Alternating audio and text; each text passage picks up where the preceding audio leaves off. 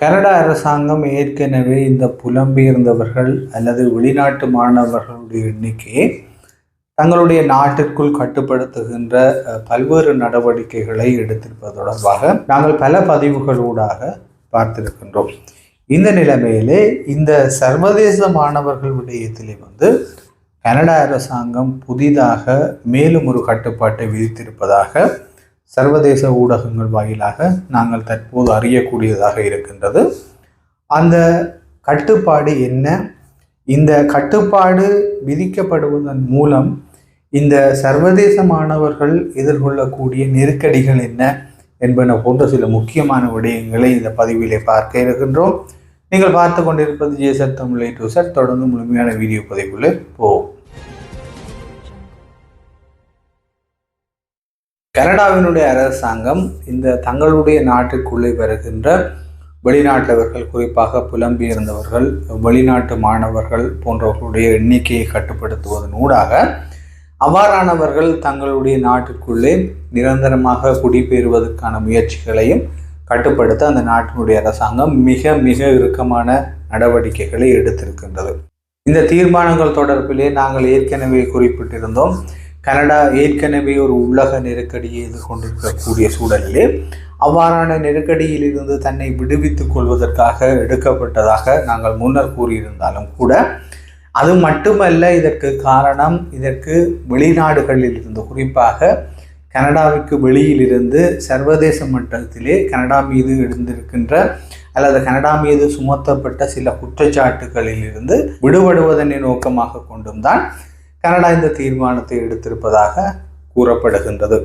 இவ்வாறான நிலைமையிலே குறிப்பாக புலம்பெயர்ந்தவர்களை கட்டுப்படுத்துவது, சர்வதேச மாணவர்களை கட்டுப்படுத்துவது, மேலும் அவர்கள் நிரந்தர குடியுரிமையை கனடாவிற்குள் பெறுவதை கட்டுப்படுத்துவது போன்ற பல நடவடிக்கைகளை கனடா அரசாங்கம் எடுத்திருந்தாலும் தற்போது இந்த குடிவரவு மற்றும் புலம்பெயர்ந்தல் துறைக்கான அமைச்சர் மார்க் மில்லரை மேற்கோள் காட்டி ஒரு தகவல் சர்வதேச ஊடகங்கள் வாயிலாக வெளியாகி இருக்கின்றது. அந்த தகவல் என்ன கூறுகின்றது என்று சொன்னால், இந்த சர்வதேச மாணவர்கள் அல்லது வெளிநாட்டு மாணவர்கள் கனடாவிற்குள்ளே வேலை செய்வதற்கான நேரத்தை மிக மிக குறைப்பதற்கு கனடா அரசாங்கம் நடவடிக்கை எடுத்திருப்பதாக கூறப்படுகின்றது. இதன் மூலம் வாரம் ஒன்றிலே வெளிநாட்டு மாணவர்கள் 24 மணித்தியாலங்கள் மட்டுமே வேலை செய்ய முடியும் என்ற தீர்மானம்தான் அந்த புதிய அறிவிப்பாக இருக்கின்றது. இதன் மூலம் ஏற்கனவே பல்வேறு நெருக்கடிகளை எதிர்கொண்டிருக்கின்ற மாணவர்கள், வெளிநாட்டு மாணவர்களுக்கு இந்த புதிய அறிவிப்பு என்பது மேலும் மேலும் நெருக்கடியை அதிகரிக்க போகின்றது.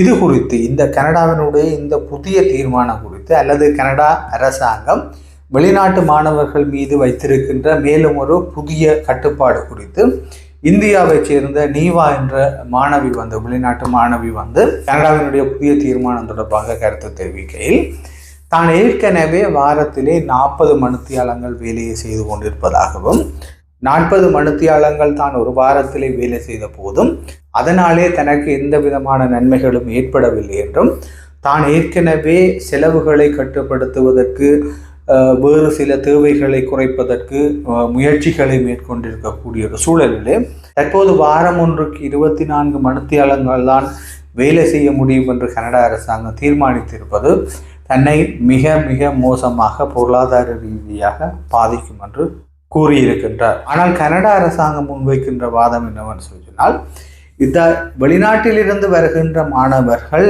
தாங்கள் வருகின்ற நோக்கத்தை மட்டுமே மையப்படுத்தி செயற்பட வேண்டும் என்று, குறிப்பாக கல்வியை கற்கின்ற நோக்கத்தோடு வருகின்ற மாணவர்கள் கல்வியை கற்றுக்கொண்டு தங்களுடைய நாடுகளுக்கு திரும்ப வேண்டும் என்றும், அவர்கள் அங்கே வேறு விடயங்களிலே, குறிப்பாக ஒரு தொழிலை தேடுவதிலே அல்லது துறை சாராத தொழிலை தேடுவதிலே, அங்கே நிரந்தரமாக குடியேறுவதிலே போன்ற வேறு சில விடயங்களிலே அவர்களுடைய கவனங்கள் சென்று கொண்டிருக்கக்கூடிய சூழலிலே இந்த சர்வதேச மாணவர்கள் மீது இந்த புதிய கட்டுப்பாட்டை விதித்திருப்பதாக, அவர்கள் பகுதி நேரமாக செய்கின்ற வேலையை 24 மணித்தியாலங்களாக, அதாவது வாரம் ஒன்றுக்கு 24 மணித்தியாலங்களாக குறைத்திருப்பது இந்த அடிப்படையில் தான் என்று கூறுகிறார்கள்.